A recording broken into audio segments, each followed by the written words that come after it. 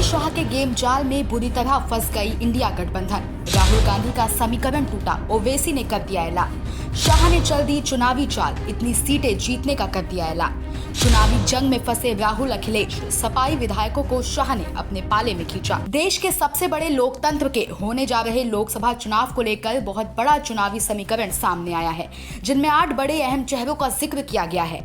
किस पार्टी का कौन सा नेता किन राज्यों में किसका समीकरण बिगाड़ेगा, इसको लेकर आज एक बहुत बड़ी चर्चा की रिपोर्ट दिखाने जा रहा हूँ।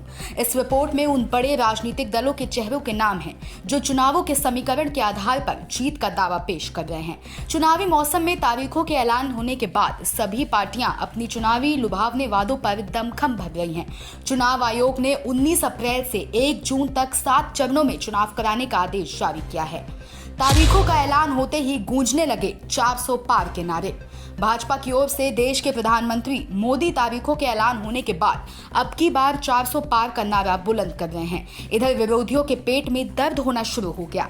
मोदी मैजिक के इस चाल के बाद 2024 का लोकसभा चुनाव कई मायनों में रोचक होने वाला है, क्योंकि पीएम मोदी तीसरी बार वाराणसी से चुनाव लड़ेंगे। 8 बड़े चेहरों में शामिल कुछ नेता बिगाड़ेंगे मोदी शाह के चुनावी समीकरण का खेल। पीएम नरेंद्र मोदी इस चुनाव में सबसे बड़े नेता और सबसे बड़े चेहरे हैं, जिनके फेस पर बीजेपी तीसरा लोकसभा चुनाव लड़ रही है। पीएम खुद तीसरी बार वाराणसी लोकसभा चुनाव लड़ रहे हैं।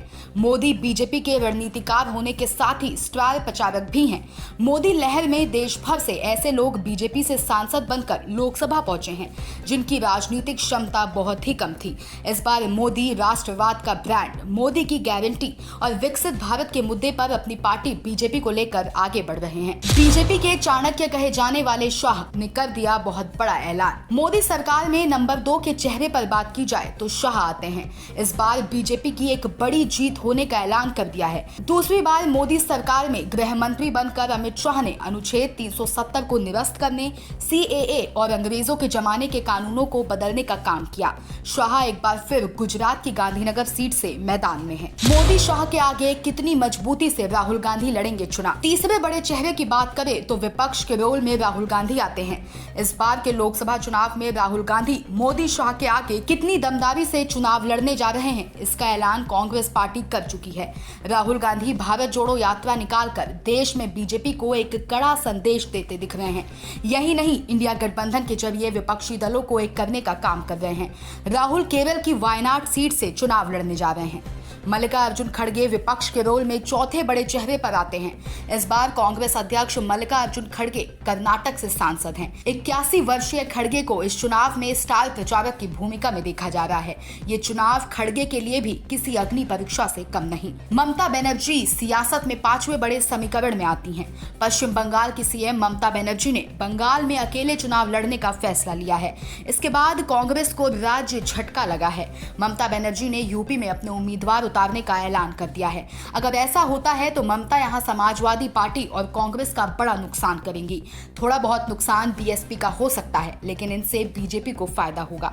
इस बार के लोकसभा चुनाव में जो सबसे ज्यादा चर्चा में रहे वो छठा बड़ा चेहरा नीतीश कुमार का रहा। इन्होंने हाल ही में पाला बदलकर एनडीए में शामिल हुए हैं। नीतीश कुमार के बीजेपी में जाने से इंडिया ब्लॉक के लिए एक बड़ा झटका है, लेकिन अब चुनावी नतीजे ही बताएंगे कि इनका पाला बदलना बीजेपी को कितना लाभ और नुकसान पहुंचाएगा। बिहार के सियासी खेमे में जो 7वें बड़े चेहरे की चर्चा बिहार में गूंज रही है वो आरजेडी सुप्रीमो और लालू प्रसाद यादव के बेटे तेजस्वी यादव की हो रही है। वो इंडिया गठबंधन में शामिल हैं। बिहार के लोकसभा चुनाव में वो कितना कमाल दिखा पाते हैं, ये देखना होगा। सियासत के चुनावी अखाड़ों में 8वें नाम की चर्चा कुछ ज्यादा ही होती है, जिसका नाम है असदुद्दीन ओवैसी। AIMIM प्रमुख असदुद्दीन ओवैसी इस बार यूपी और बिहार की कई सीटों पर चुनाव लड़ने जा रहे हैं। ओवैसी ने इस बात का ऐलान कर दिया है। ओवैसी इन दोनों राज्यों में कितनी सीटें जीतेंगे ये कोई नहीं बता सकता, लेकिन ये बात हर कोई जानता है कि ओवैसी यूपी में सपा, कांग्रेस और बसपा को नुकसान पहुंचाएंगे, जिसका फायदा बीजेपी को होगा। सब्सक्राइब करें साम टीवी, क्योंकि हम आ गए हैं अब आपके बीच। दिखाएंगे सत्ता के वादों और अपराधियों के एक एक कारनामे की हकीकत। और हाँ, अगर आपके पास भी हो कोई ऐसी खबर तो कमेंट करके हमें बताएं, क्योंकि बिना डर और दबाव के हम दिखाते हैं हर एक खबर डंके की चोट पर।